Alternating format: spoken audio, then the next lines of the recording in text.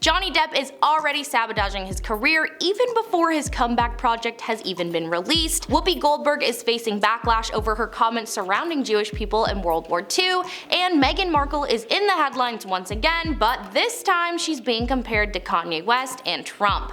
Let's get into it. You would think that after winning the very long and public defamation trial, Johnny Depp would want to be on his best behavior, but apparently he just can't help himself. Reportedly, Depp hasn't always been the most easy actor to work with due to his behavior on set. Depp is a genius on screen, and maybe this is part of the reason he feels he can get away with his on-set demeanors. The actor has reportedly backed his old ways on his comeback project, John de Barry, formerly called La Favorite. Actor Bernard Montiel made an appearance on the French talk show Don't Touch My TV Set in October. He was a part of the panel that's recently begun to make its rounds in English media. On the show, Montiel and the commentator claimed that Depp and French director Mai Wen had been clashing.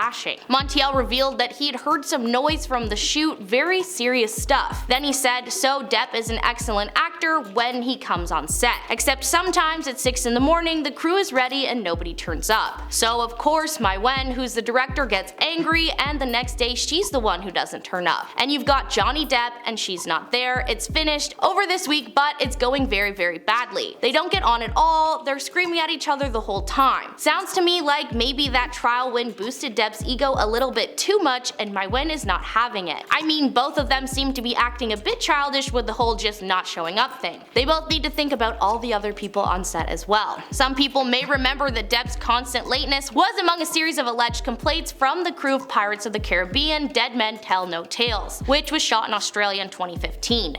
According to a production dispatch from The Hollywood Reporter in 2017, quote, "Sources close to the production report tales of excessive drinking, physical fights with Amber Heard, and constant lateness on set, which often left hundreds of extras waiting for hours at a time." So this is how he was described before the trial, and then spent months having people paint him in a totally different light just to go back to being selfish and unprofessional on his very first project back. I bet all the people who were singing his praises earlier this year are starting to sweat. Producer Jerry Bruckheimer, who frequently found himself strategizing with other higher-ups around Depp's disregard for time, said, "You've got to understand the kind of pressure Johnny was under in Australia. At times helicopters would follow him home. There would be so many media outside his gates that trucks were feeding them.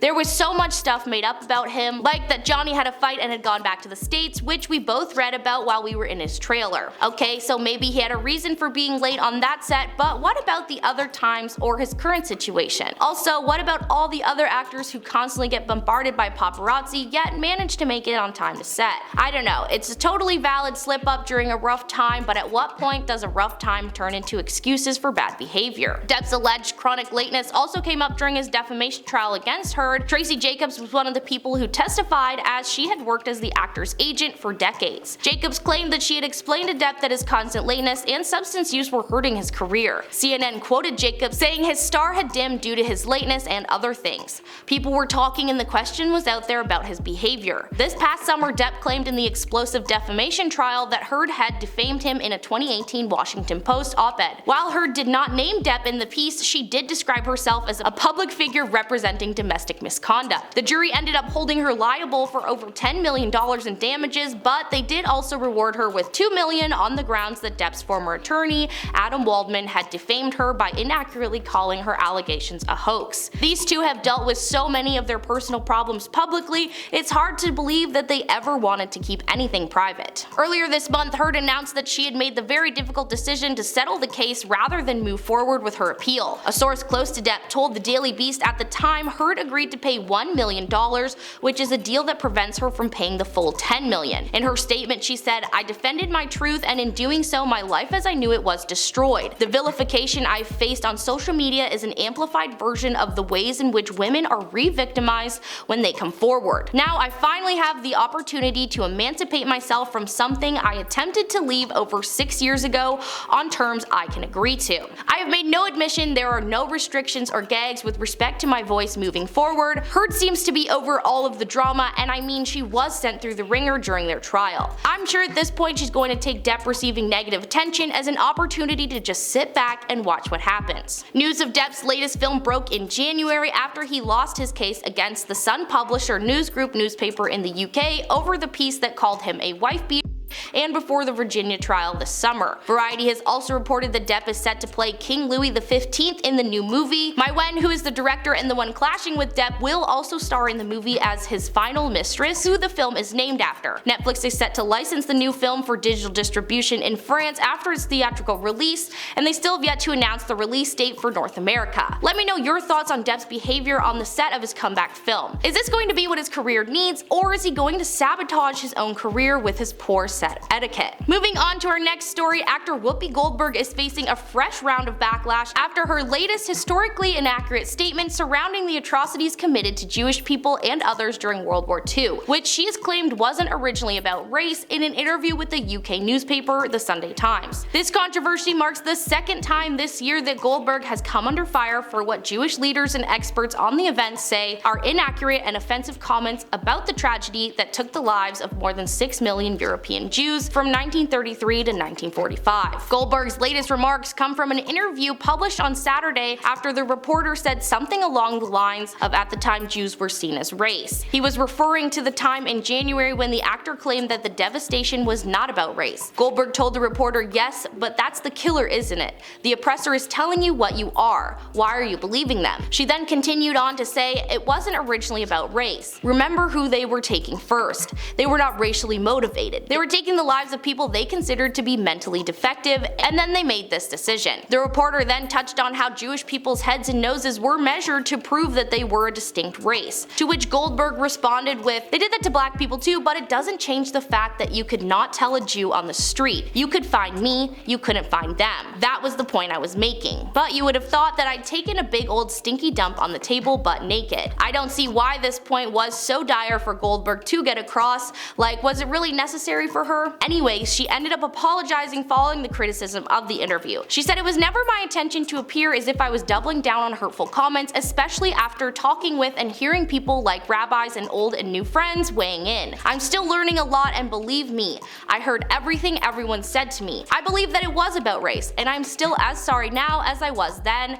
that I upset, hurt, and angered people." Goldberg ended her statement saying her support for the Jewish community has not wavered and never will, especially now with all the commotion that Kanye has made when it comes to hate surrounding the Jewish community. The last thing they need is another celebrity trying to invalidate or water down their experience. Backlash to and corrections of her comments came quick. The Auschwitz-Birkenau Memorial and Museum on Monday tweeted a passage from a letter wrote in 1919, 14 years before he was appointed Chancellor of Germany and opened his first camp. In the passage, he states that Jews are definitely a race and calls Jewish people an alien race unable and unwilling to sacrifice its racial distinctiveness. Along with the excerpt, the Auschwitz Memorial said the text is one of the first major statements made by the wicked leader with regard to the Jewish question. While the museum did not mention Goldberg by name in their tweets, several other Jewish leaders used it to call out the inaccuracy of her comments. David Harris, former president of the American Jewish Committee, retweeted the passage and addressed Goldberg, writing,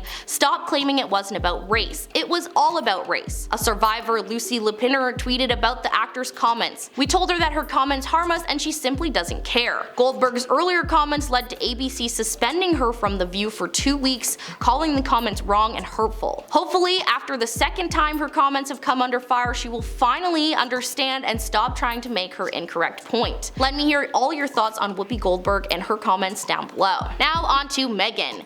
The actor turned duchess turned one of the most hated women on the internet is no stranger to a bad review or a negative label. This reviewer, however, may have taken things to a whole new level of insulting when she compared Markle to Kanye West and Donald Trump. Politico writer Joanna Weiss published a story called "2022 is the year we all finally got tired of the narcissists." Weiss had plenty of food to fuel her story because along with the names I already mentioned, she noted Sam Bankman-Fried and Elizabeth Holmes. When it comes to Meghan Markle, Weiss says the Netflix doc Harry and Meghan backfired in a big way. I don't think she's alone with that thought because despite it being one of the most watched docuseries in a long time, that doesn't mean it was also the most loved. Weiss wrote, "My natural sympathy for the couple started turning into irritation, and it occurred to me that ego has its limits. And it struck me that the overreach that led to the Sussexes' critically panned mega series is the same impulse that turned Elon Musk into a terror on Twitter that prompted Ye to up up the ante of outrageous behavior until he crossed the line into blatant anti-Semitism that sent Bankman-Fried from the top of the world to jail. I agree with her that I did originally feel for Meghan, but after the dog, it all disappeared. The author does admit that Harry and Meghan's conduct is clearly less harmful than the others, but still problematic. The documentary is jam-packed with grievances against the royal family, like Harry revealing that his brother screamed at him after dropping the bombshell that he and Meghan were leaving, but in their tell-all Never Heard Before Anything Goes series, they really didn't share much interesting that we didn't already know. Apparently now that the couple have shared their story, Harry and Meghan's $100 million Netflix deal will now pivot to other subjects, including a doc on former US Supreme Court Justice Ruth Bader Ginsburg. As long as they aren't in it, I'm sure their future docs will receive far more positive feedback than their own. Hopefully in 2023 we will hear far less from the people on Joanna's list than we did in 2022. Let me know your thoughts on this comparison in the comments below.